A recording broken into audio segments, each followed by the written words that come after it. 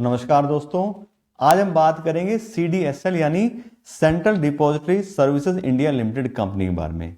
Company financial securities यानी कि equity shares, bond और म्यूचुअल फंड की यूनिट्स को इलेक्ट्रिक फॉर्म में होल्ड करने का और उनकी ट्रांजेक्शन को इनेबल करने का काम करती है। और बात करें तो इंडिया में अभी सिर्फ दो ही डिपॉजिटरी सर्विसेज कंपनी है, उसमें एक NSDL है और दूसरी CDSL है। NSDL अभी लिस्टेड कंपनी नहीं है, इसलिए CDSL ही एक इकलौती कंपनी है जो कि आज के डेट में लिस्टेड डिपॉजिटरी कंपनी है। और अगर हम इस तरह की कंपनी में इन्वेस्टमेंट करना चाह रहे हैं तो ये इकलौती कंपनी है जिसका हमारे पास ऑप्शन है, और ऐसा नहीं कि बेकार ऑप्शन है, अच्छी कंपनी है, बढ़िया बिजनेस है। और आज की इस वीडियो में इसी कंपनी का फंडामेंटल एनालिसिस करेंगे और हम तीनों लेवल पे कंपनी का फंडामेंटल एनालिसिस करेंगे। पहले हम कंपनी का बिजनेस प्रोफाइल चेक करेंगे, उसके बाद हम कंपनी के फाइनेंशियल चेक करेंगे और फिर बाद में कंपनी की वैल्यूएशन करेंगे कि आज की डेट में जो उसका शेयर प्राइस चल रहा है उसकी अर्निंग के हिसाब से हमें महंगे शेयर मिल रहे हैं या फिर सस्ते शेयर मिल रहे हैं। दूसरी आपको एक और बात बता दें कि ये वीडियो भी हम अपने सब्सक्राइबर्स की डिमांड पे बना रहे हैं और हमने अपने चैनल पे एक नया इनिशिएटिव स्टार्ट किया है, वीडियोस ऑन डिमांड का। अगर आप भी चाहते हैं कि हम आपके हिसाब से किसी कंपनी का फंडामेंटल एनालिसिस करें तो आप उस कंपनी का नाम और अपना नाम हमारे वीडियो के कमेंट बॉक्स में लिख सकते हैं और हम कोशिश करेंगे कि जल्द से जल्द उस कंपनी को वीडियो बना के आपको इन्फॉर्मेशन दे दें। और अब हम बात करते हैं अपनी कंपनी के बारे में। तो बात करें CDSL क्या है। CDSL मार्केट इंफ्रास्ट्रक्चर इंस्टीट्यूट है जो कि पार्ट है कैपिटल मार्केट स्ट्रक्चर का। एक तरीके से बहुत सारी अलग अलग एजेंसीज होती हैं, उनको जोड़ करके और फिर सारी ट्रांजेक्शन की जाती है, उसका पूरा कैपिटल स्ट्रक्चर बनता है और उसी का एक ये पार्ट है। बात करें तो कौन कौन से मार्केट पार्टिसिपेंट है जिसको कंपनी अपनी सर्विसेज प्रोवाइड करती है, तो उसमें एक्सचेंजेस हैं। कौन कौन से एक्सचेंज, जैसे स्टॉक एक्सचेंज हो गए, कमोडिटी एक्सचेंज है, फॉरेक्स के जो एक्सचेंज होते हैं उन सबको अपनी सर्विस कंपनी प्रोवाइड करती है। फिर बाद में क्लियरिंग कॉर्पोरेशन है, डिपॉजिटरी पार्टिसिपेंट्स हैं। डिपॉजिटरी पार्टिसिपेंट कौन कौन से हैं, ब्रोकर हो सकते हैं, इन्वेस्टमेंट बैंकर्स हैं, जो रिटेल इन्वेस्टर्स हैं, वो सब इसमें डिपॉजिटरी पार्टिसिपेंट में आते हैं। उसके अलावा इश्यूअर्स और इन्वेस्टर, ये सारे जो लोग हैं इनको कंपनी अपनी सर्विसेज प्रोवाइड करती है। और उसके बाद करें तो कौन कौन सी सिक्योरिटीज को कंपनी डीमैट फॉर्म में होल्ड करती है और उनकी ट्रांजेक्शन इनेबल करती है, तो उसमें इक्विटी शेयर्स हैं, debentures, bonds, units of mutual funds, certificate of deposits जिसको CDs बोलते हैं, उसके अलावा कमर्शियल पेपर्स, ट्रेजरी बिल्स और बहुत सारी चीजें होती हैं जिनको कंपनी यहाँ पे सर्विस प्रोवाइड करती है। उसके बाद करें कंपनी की अदर सर्विसेज की, तो कंपनी एक ई वोटिंग का प्लेटफॉर्म चलाती है। ये एक इंटरनेट बेस्ड सिस्टम है जिसपे लोग जो इन्वेस्टर होते हैं किसी कंपनी के, वो उस कंपनी के लिए वोटिंग कर सकते हैं। ऐसी दूसरा कंपनी M वोटिंग एक चलाती है, उसमें मोबाइल एप्लीकेशन है और मोबाइल के थ्रू लोग वोटिंग उसमें कर सकते हैं। फिर तीसरा कंपनी माई इजी मोबाइल ऐप चलाती है। इसमें जो इन्वेस्टर्स हैं वो अपनी जो भी उन्होंने सिक्योरिटीज होल्डिंग की हैं उनको चेक कर सकते हैं, ट्रांजेक्शन डिटेल चेक कर सकते हैं और साथ साथ ट्रांजेक्शन एग्जीक्यूट भी कर सकते हैं, उसी के ऊपर वो बाय सेल ट्रेडिंग वगैरह सब कर सकते हैं। उसके अलावा कंपनी एक डिजिटल लॉकर्स भी चलाती है जिसमें लोग अपने जो इंपॉर्टेंट डॉक्यूमेंट्स हैं वो इलेक्ट्रॉनिक फॉर्म में स्टोर कर सकते हैं। उसके बाद करें कंपनी के मेन बिजनेस सेगमेंट्स की, तो कंपनी मेनली 3 बिजनेस सेगमेंट में काम करती है। सबसे पहला है डिपॉजिटरी। डिपॉजिटरी में कंपनी डीमैट फॉर्म में होल्ड करती है, जो भी अपने सारे ये इलेक्ट्रॉनिक सिक्योरिटीज हैं उनको ट्रांसफर करने का काम करती है। किसी को अपनी सिक्योरिटीज प्लेज करनी है तो वो भी कंपनी सर्विस प्रोवाइड करती है। इस तरह के सारे काम कंपनी ये डिपॉजिटरी में करती है। उसके बाद करें तो कंपनी डेटा एंट्री और स्टोरेज जो बिजनेस सेगमेंट है उसमें भी काम करती है। इसके अंदर कंपनी eKYC, या बात करें तो eKYC और CKYC सेंट्रल रिकॉर्ड कीपिंग का काम करती है। जितने भी इन्वेस्टर अपना कोई डीमैट अकाउंट खोलना चाहते हैं और जो भी काम करते हैं उनको एक अपने सारे डॉक्यूमेंट देने होते हैं, उनका नाम क्या है, एड्रेस क्या, सब चीजें, उसको KYC बोलते हैं। तो कंपनी सेंट्रल KYC भी करती है सारे इन्वेस्टर्स का और बाकी जो भी लोग उनके साथ जुड़ना चाहते हैं। उसके बाद तीसरा है कंपनी का रिपोजिटरी। रिपोजिटरी के अंदर कंपनी इंश्योरेंस पॉलिसी जो होती है उनको इलेक्ट्रॉनिक फॉर्म में होल्ड करती है, उसके अंदर किसी को चेंजेस करने हैं तो उसको भी इनेबल करती है। तो इस तरह से कंपनी मेन इन 3 सेगमेंट में काम करती है। उसके बाद करें कंपनी की मार्केट पोजीशन की, तो नंबर 1 मार्केट पोजीशन है कंपनी की largest security depository in terms of accounts. जितने भी डीमैट अकाउंट हैं सबसे ज्यादा इसी कंपनी के पास में है। उसके बाद करें तो जो DPs हैं, डिपॉजिटरी पार्टिसिपेंट, उसका भी सबसे ज्यादा रजिस्टर्ड DPs जो है वो इसी कंपनी के पास में है। और बात करें कंपनी के डिपॉजिटरी पार्टिसिपेंट नेटवर्क की, कितना बड़ा कंपनी का नेटवर्क है, तो कंपनी के पास 592 डिपॉजिटरीज हैं जो डिपॉजिटरी पार्टिसिपेंट्स हैं और ऑल ओवर इंडिया में कंपनी की प्रेजेंस है। बात करें तो कंपनी में 21,000 के आसपास सर्विस सेंटर्स हैं अक्रॉस इंडिया जिसके थ्रू कंपनी अपनी सारी सर्विसेज प्रोवाइड करती है। और अभी जैसे हमने बात की कंपनी 3 मेनली बिजनेस सेगमेंट में काम करती है, तो उसका रेवेन्यू ब्रेकअप को देखें तो कौन कौन से बिजनेस जो सेगमेंट है वहां से कंपनी को कितने कितने रेवेन्यू आते हैं। तो कंपनी जो डिपॉजिटरी एक्टिविटीज करती है वहां से कंपनी को सबसे ज्यादा रेवेन्यू आता है 78% का। डेटा एंट्री एंड स्टोरेज से कंपनी को 21% रेवेन्यू आता है, और रिपोजिटरी जो है वहां से अभी सिर्फ कंपनी को 1% का रेवेन्यू आता है। तो ये कंपनी का देखें तो मेनली जो बिजनेस है वो डिपॉजिटरी एक्टिविटी से ही आता है। उसके बाद करें कंपनी के मेन अचीवमेंट की, तो अभी 2021 के अंदर कंपनी पहली ऐसी डिपॉजिटरी कंपनी बनी है जिसने 5 करोड़ एक्टिव डीमैट अकाउंट का टारगेट पूरा किया है। तो कंपनी 2021 के अंदर 5 crore active demat account hold कर रही थी, काफी अच्छा नंबर है, सबसे ज्यादा इसी के पास डीमैट अकाउंट्स हैं। उसके बाद करें कंपनी की सब्सिडीज की, तो कंपनी 3 सब्सिडरी कंपनी चलाती है अपने नीचे। उससे पहली है सीवीएल, सीवीएल में फुल फॉर्म क्या है, सीडीएसएल वेंचर्स लिमिटेड। दूसरी है सीडीएसएल इंश्योरेंस रिपोजिटरी लिमिटेड। फिर तीसरी है सीडीएसएल कमोडिटी रिपोजिटरी लिमिटेड। इसके थ्रू कंपनी अपने सारे बिजनेस करती है, कमोडिटी के, इंश्योरेंस के और केवाईसी के। बात करें सीवीएल की, तो ये फर्स्ट कंपनी है और सबसे बड़ी कंपनी है केवाईसी रजिस्ट्रेशन के अंदर। कंपनी के पास में 3.5 करोड़ के आसपास फुली डिजिटल केवाईसी के रिकॉर्ड्स हैं। इसलिए देखें तो कंपनी इस सेगमेंट में काफी अच्छे से बिजनेस करती है और लार्जेस्ट कंपनी इस सेगमेंट के अंदर भी है।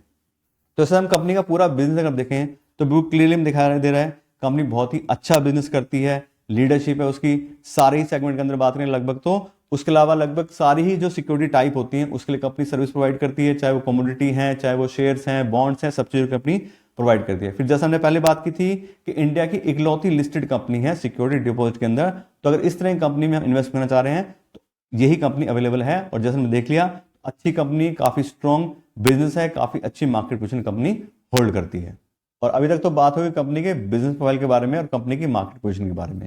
अब हम बात करें कंपनी के फाइनेंशियल्स के बारे में कि आज की डेट में कंपनी के रेवेन्यू और प्रॉफिट्स क्या चल रहे हैं। और किसी भी कंपनी का फाइनेंशियल एनालिसिस करने के लिए मैं यूज करता हूं पिछले 5 साल का डेटा, जिससे मैं कंपनी के बारे में अच्छे से नॉलेज मिल सके। और यहाँ देखें कंपनी पिछले 5 साल का डेटा, तो सबसे पहला जो पैरामीटर हम चेक करते हैं वो होता है कंपनी का रेवेन्यू।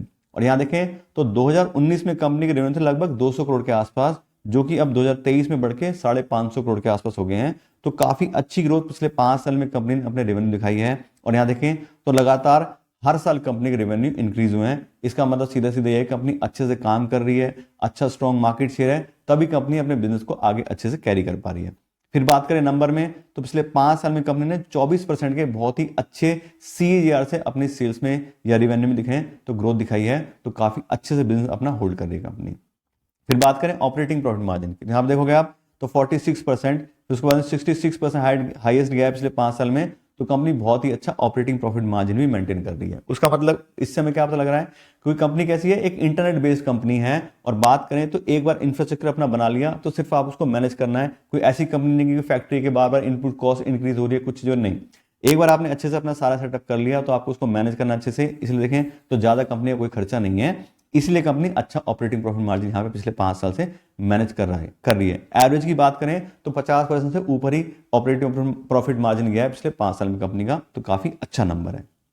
उसके बात करें कंपनी के नेट प्रॉफिट की, तो नेट प्रॉफिट की बात करें तो 2019 में 115 करोड़ रुपए और 2023 में सीधा 276 करोड़ रुपए। पिछले 5 साल में डबल से भी ज्यादा कंपनी का नेट प्रॉफिट हो गया है, ये भी काफी अच्छा नंबर है। यहां भी बात करें तो 22% के काफी अच्छे CAGR से कंपनी ने अपने प्रॉफिट में भी ग्रोथ दिखाई है। तो कंपनी की सेल्स भी काफी अच्छे से इंक्रीज हुई है, साथ साथ कंपनी का प्रॉफिट भी सेम ही रेशो में इंक्रीज हुआ है। ऐसा नहीं है कि कंपनी बस एडवर्टाइजमेंट कर रही है और खर्चे बढ़ा रही है और कंपनी का प्रॉफिट नहीं आ रहा, लेकिन यहां देखें तो कंपनी की सेल्स और प्रॉफिट दोनों ही सेम ही रेशो में इंक्रीज हो रहे हैं लगभग।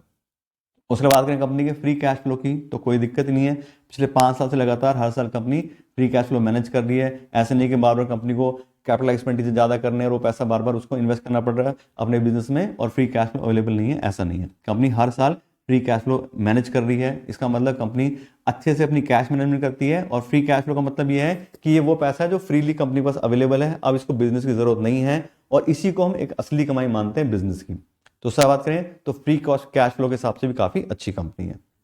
फिर हम देखें डिविडेंड पे आउट परसेंटेज, पिछले 5 साल से लगातार हर साल कंपनी डिविडेंड पेमेंट कर रही है और अच्छे खासे अमाउंट में 47%, 50%, काफी अच्छा अमाउंट में कंपनी डिविडेंड पेमेंट भी करती है। क्यों करती है, वही बात जैसे हमने की थी, कंपनी कैश रिच कंपनी है, कोई ज्यादा कैपिटल एक्सपेंडिचर नहीं है, पैसा उसके पास बच रहा है, इसलिए वो डिविडेंड पेमेंट भी कर पा रही है। बात करें एवरेज की तो 45% से ऊपर की एवरेज है पिछले 5 साल में डिविडेंड पेमेंट करने की, यानी कंपनी जितना पैसा कमा रही है आधा उसमें से डिविडेंड पेमेंट कर देती है अपने इन्वेस्टर को। तो उनके लिए भी अच्छी कंपनी है जो डिविडेंड पेमेंट वाली कंपनी में इन्वेस्ट करना चाहते हैं। उसके बात करें अगले पैरामीटर की, तो अगला हमारा पैरामीटर है डेट बाय इक्विटी रेशो। यहाँ आप देखें तो कंपनी पास कोई डेट नहीं है, जीरो डेट होल्ड करती है कंपनी, कोई उसको इंटरेस्ट पेमेंट की टेंशन नहीं है, कोई उसको पैसा वापस करने की दिक्कत नहीं है। बात करें तो काफ़ी अच्छा कैपिटल स्ट्रक्चर कंपनी होल्ड करती है। ऐसी बात करें कंपनी के रिटर्न ऑन इक्विटी की, तो रिटर्न ऑन इक्विटी भी एक्सीलेंट है कंपनी का।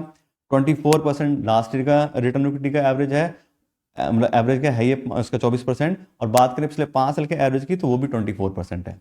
और 15% या उससे ज़्यादा किसी भी कंपनी का अगर रिटर्न ऑन इक्विटी होता है तो उसको हम काफ़ी अच्छी कंपनी मानते हैं। यहाँ पे देखें तो काफ़ी अच्छे number company return on equity मामले भी होल्ड करती है। तो इससे बात करें सारे ही अपना जो है फाइनेंशियल्स की जब हम चेक करें हैं तो बहुत ही अच्छे फाइनेंशियल हैं कंपनी के, सारे ही पॉजिटिव फैक्टर हैं। कंपनी फ्री कैश फ्लो भी होल्ड करती है, सेल्स भी अच्छे से इंक्रीज हो रही है, डेट भी कोई नहीं है। तो कुल मिला बात करें तो अभी तक तो कंपनी फाइनेंशियली काफी स्ट्रांग हमें दिखाई दे रही है। और अब हम बात करते हैं कंपनी की वैल्यूएशन के बारे में कि आज के में कंपनी का जो शेयर प्राइस है वो उसकी अर्निंग के हिसाब से, उसके फ्री कैश फ्लो के हिसाब से हमें सस्ते मिल रहे हैं या फिर महंगे मिल रहे हैं। और मैं आपको बता दूं किसी भी कंपनी की वैल्यूएशन करने के लिए मैं यूज करता हूं डिस्काउंटेड कैश फ्लो एनालिसिस, और उसके अंदर कंपनी को फ्री कैश फ्लो के ऊपर वैल्यू करते हैं, कंपनी कितना फ्री कैश फ्लो जनरेट कर पा रही है उसके हिसाब से उसकी कितनी वैल्यू बनती है। जैसे हमने पहले बात की थी कि हम फ्री कैश फ्लो को ही एक असली कमाई मानते हैं कंपनी की, कि वो कैश क्या है, फ्रीली अवेलेबल है। अब बिजनेस को उस पैसे की जरूरत नहीं है, एक इन्वेस्टर या एक ओनर उस पैसे को अपने घर लेके जा सकता है, तो वही एक असली कमाई होती है बिजनेस की। और यहाँ देखें पिछले 3 साल कंपनी की फ्री कैश फ्लो का डेटा, तो 2021 में था 175 करोड़ रुपए, 2022 में 258 करोड़ रुपीज और 2023 में 40 करोड़ रुपए। अब इसमें डिफरेंस आ रहा है, तो पिछले 3 साल की कंपनी की फ्री कैश फ्लो की हम एवरेज ले लेते हैं, तो पिछले 3 साल की कंपनी की फ्री कैश फ्लो की एवरेज आ रही है 150 करोड़ रुपए, यानी कि लगभग 150 करोड़ रुपए हर साल CDSL free cash flow generate कर रही है। और इस फ्री कैश फ्लो से जो पूरी कंपनी की वैल्यू बनती है होती है 7,500 करोड़ रुपए, यानी कि ऐसी कंपनी जो 150 करोड़ रुपए हर साल फ्री कैश फ्लो कमा रही है उस पूरी कंपनी वैल्यू बन गई 7,500 करोड़ रुपए। अब ये तो होगी पूरी कंपनी की वैल्यू। अब हम इसको नंबर ऑफ शेयर से डिवाइड करेंगे तो पर इक्विटी शेयर की वैल्यू निकल के आएगी, और कंपनी की पर इक्विटी शेयर की फेयर वैल्यू निकल के आ रही है 720 रुपए। यानी कि अगर हम 720 रुपए पर इक्विटी शेयर के हिसाब से CDSL लिमिटेड में इन्वेस्ट करेंगे तो हम कंपनी को फेयर प्राइस पे खरीदेंगे। ठीक, कंपनी इतना फ्री कैश फ्लो जनरेट करती है तो उसके हिसाब से इसकी इतनी वैल्यू बनती है। लेकिन वही बात है कि अगर हम फेयर प्राइस पे या एक्स्ट्रा पैसे दे किसी कंपनी को खरीदेंगे तो हमारा रिस्क बहुत ज्यादा इंक्रीज हो सकता है, क्योंकि जो भी हमने डेटा चेक किया वो सब पास रिकॉर्ड है। फ्यूचर में कंपनी कैसे परफॉर्म करेगी कैसे नहीं करेगी हमें नहीं पता, हो सकता है कल को कोई और एक्सचेंज खुल जाए या NSDL जो है वो कंपटीशन में आ रही है और सब चीजें आ जाएं तो कल को क्या होगा क्या नहीं होगा हमें नहीं पता। तो पास रिकॉर्ड से हम बात कर रहे हैं तो साफ देखें तो 100% चीजें हम नहीं चेक कर सकते कि आगे क्या हो क्या नहीं होगा। तो उसके लिए हम क्या करते हैं, margin of safety concept use करते हैं, जिससे जो भी हमारे आने वाले रिस्क हैं उनको हम काफी हद तक मैनेज कर सकें।